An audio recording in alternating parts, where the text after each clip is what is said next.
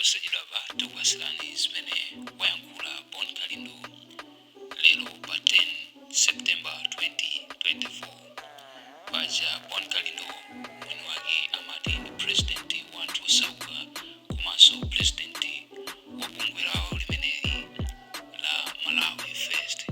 Ndipo lero pa 10 September 2024 Bon Kalindo ayankhula motere.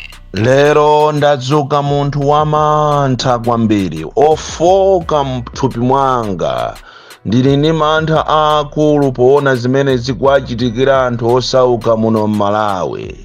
Ndipo ndaziwiratu kunena kuti inoyo yakwananso pano nthawi yonena kuti ife anthu osauka tiyambe kuzilirira tokha. Ife anthu osauka tikhale ndi mtima osadalira wina aliyense. Zafika pa saizi yonena kuti kuno ku Malawi ifeyo anthu osauka tizingozifera ngati nkhumba, ndiponso mwina nkhumbayo ili bwino. Zaoneka kunena kuti ku Malawi kuno tikanakhala kuti timaziwa bwenzi pano titampempha Mulungu kuti ife tisakhale anthu koma tikhale ng'ombe, chifukwa ng'ombe ndiye ndizofunikira kwambiri muno m'Malawi. Poona mavuto amene alipo kuno ku Malawi, ine ndinkaona ngati president wa dziko lino pochoka kunja uko kumene anapitako anayenera kulandira kaye ripoti la kuno kumuzi, chifukwa kholoto la nzeru likachoka kupita kwina kwake nkuwasiya ana, pobwerera amafika kaye ndikufunsa kuti pakhomo pano munasalapo bwanji.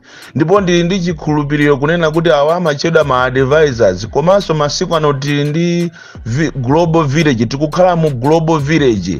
Aliyense akuziwa zimene zikuchitika. Kumene anali ku China ko anauzidwa kale kunena kuti somano kumuzi kunjala yafikapo, anthu afikapo kudya chiteze.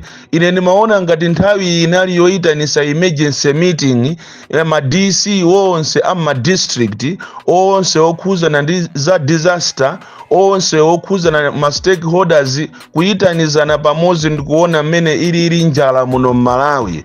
Koma lero president ndithu kunyamuka ulendo kumakaona ng'ombe, ulendo kumakasegulira magesi okuti akhoza kusegulira director wa ku Eskom konko magesi. Nkhani yake ndi yandale basi kufuna kuti ati akhale ni mavoti 2025. Ndizomvesa chisoni kwambiri kunena kuti pakali panopa anthu akuchita kufa ndi njala. Ndili ndi mzanga wina wa kumachinga kuliwonde wandiimbira foni kupempha ufa kunena kuti ine sine MP, ine sine kansala, koma ndikanapeza ufa okha ndikananyamuka nawo ndikapereke ufa kwa anthu. Anthu akuchita kufa, kumafa, kumaona ana akumwalira ndi njala. Yeti tili ndi boma, tili ndi president amene alibe chidwi ndi anthu ake, amene sakuziwa kunena kuti kuli kudera kwina kumachinga, dera lina kumangochi, kunsanje, kuchikwawa kongo kumene anapitako anthu akufa ndi njala. No wonder zilo lija misonkhano yanu yoyima anthu akangokuyang'anani kumangokucherani nkhongo, kumanena kuti kodi amene ndi ndani.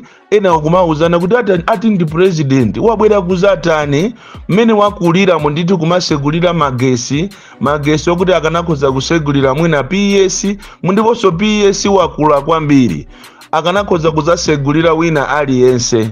Andi ndizomvesa chisoni kwambiri mmene anthu akuvutikira muno m'Malawi, kumakhala ndi asogoleri amene akungoyang'ana voti basi. Ndipo iwe ndi ine timafunika nthawi ya voti apa zaoneka akanakhala kuti linali kale lija akufunafuna upresident kumachinga uku anthu akudya chitezeku, kumulanje anthu akuvutikaku, kuchitipa kumene anthu akumwaliraku akanakhala atapitako kale. Koma popeza voti tinampasa kale, panopa analemera, panopa sakuzindikiraso zokuti mwina olo pa chinsapo pompa olo pa 23 kapena kwa tambalale anthu akufako ndi njala, mankhwala muzipatala mulibe. Zimenezo sangaziziwe chifukwa panopa ali mwamba kwambiri, akuuluka ndi spidi imenenso sangaganizire zokuti kunja kuno Amalawi akuzunzika.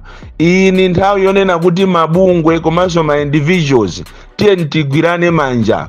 Komanso ife Amalawi First takonza ndithu programu imene tilengeze kuchokera mawa kunena kuti anthu azipereka ndalama kuzera kwa treasure athu, tigule ufa, tipemphe mabungwe, tikapereke chakudya chimenechi kwa anthu osauka makamaka amene akufa ndi njala kumachinga, kumene anthu afika pokudya chiteze ndikumachiphika chiteze chija kumvesa chisoni. Ana akazuka akulephera kudya phalala, kulephera kupita ku sukulu, kumangoyang'anizana ndi makolo awo. Kodi sawana mukufuna anthu akathandize ndani? Mukufuna akathandize Bakiri Muluzi? Bakiri Muluzi tu anachita retire, mtima wake okonda anthu musautenge for granted. Mukufuna akathandize ndani? Akathandize Joyce Banda, mtima wake okonda anthu akathandize iyeyo. Inu aboma mulipo? Kodi anthu amene akapita kukathandiza sipachaso mmaitembenuza nkhani jandu kukhala yandale? But the truth of the matter is Amalawi akuzunzika kwambiri, not only kumachinga koma ziko lonse Amalawi kuli njala yopsa njala. Nthawi ine inali yoita na NFRA adimaki anzathu aona za disaster ndikukhala pamozi ngati ziko ndikuona kuti chimene chikufunika kutundu wathu wa Amalawi ndi chani. Koma lero kuli president okhala ngati sali muzikomo, chimene akuziwa ndikupanga ma allowance basi. Ku South Africa pomba pa South Africa pa anthu akuzunzika, anthu akugwidwa pakati pa usiku kumabwezedwa kumabwera kuno ku Malawi, koma kumene kokoti ndi home affairs palibe china chilichonse olo kungolengeza pa Zodiac olo pa MBC yanu iyi munayitenga kukhala MCP radio iyi kungolengeza kunena kuti boma la Malawi likukambirana ndi ziko la ku South Africa kuti chabwino anthu athu inde abwerere, koma pase mpata ukuthi angolongeza katundu wawo, matero awo alongeze bwino azabwere siku lakuti. Koma kulizi chimene mukuziwa inu ndikuba olo mabungwe atapereka chithandizo motani, chimene timaziwa ife ndikuba uku kubalaka mukuba kokopsha kubalaka district ya Balaka. Azungu abwera kumene koko akuperekako chithandizo a World Bank zomanga matoilet m'masukulu. Lero li anthu aja anafuna kuti munthu wakumuzi akamange sukuluyo apeze kangachepe, koma inu aku district council ya Balaka mukuzuza anthu ma contractors ayimba mafoni akuzunzika kopsha kumaliza zimbuzi zokuti ana akhale ndi ukhondo aziuza zimbuzi zabwino makamaka egero child. Inu mukutenga ndalama ziya kumaba. Kaye omvesa chisoni kwambiri kuno ku Malawi wina ndi mphunzisi. Kutero kodziro lija iye uja atapita kuchikwawa kuja anakakhala ndi meeting ndi mapeya ma headmasters, meeting yowauza zake zosamveka bwino kuwapa saso ndalama ena onso ndikuperewera cholinga ati amafuna kuti ati aoneke abwino malinga ndi zisankho zikubwerazi. Ngati kuli munthu wina amene amandimvesa ine chisoni ndi mphunzisi, maziphunzisi ndinu anthu omvesa chisoni amene masalari anu ndi ochepa, amene palibe chimene mukunjoya muziko muno, ndi awanso apangisa kunena kuti ati pakale panopa muzikhala ndi license yophunzisira. Chilicense icho mukachitumizira ndalama pakana panopa sichikubwera mwezi uno ngati nsakulakusa ndi 9 ma certificate osakubwera koma ndalama cho chiperekereni. Ndipo inu ndi amene mmakhala pasogolo maziphunzisi kumabera zisankho, ndi inu tumauzidwa zochitaja. Ndipo inuyo maziphunzisi ndinu anthu otembereredwa kwambiri. Lero li munali pamene pajapo meeting ndi president kumakambirana zinthu zosaziwika, nkhani zake anakusirana chipane aja kuti muzikambirana zimene muti muzaberere mavoti. Kodi somano ndiye amene ajamwacho sanchito liti? Chifukwa tu paja kumwanza musaiwalire mwamba kuyitanisa anthu amene anapita akupanga akuoneka ngati akupanga za ndale. Ndiye so tumaziphunzisi ajatu mapeya aja kuchikwawa jamona aitana ku nsonkhano wa ndale. Ndiye amene onchito mwacho saliti. Chifukwa izikhala tu win-win. Wina so akapanga chonchi wina so mumpange chonchi. Ndiye uja mamuyitana kumwanza uja ku disciplinary committee uja. Ndiye mukufuna kumuchosa ntchito uja ndiye awawa asiyana pati. Tiyeni tizipanga zinthu zokuti tisamapusisane muno Malawi. Ziko lisira munthu, ziko lindira tonse. Ndiponso tili mu democracy. Isakhalepo nthawi yoopsezana. Aliyense ali ndi ufulu wosankha chimene akutani akufuna. ndiye chenjezo langa lili kupita kwa inu mwaziphunzitsi dziko lonse kunena kuti nthawi ija yokuti muoneke ngati ndinu anthu yafika imene muti muzilandira ma 50,000 ena ma 150 ena ma 200 koma mukufuna mupereke ziko nthawi ya zisankho mukuyenera musamale kwambiri ndi ma meeting anu inu maziphunzitsi ndi anthu awa andale. Anthu awa ndi afiti kwambiri, anthu a sataniki amene samaganizaso za welfare yanu.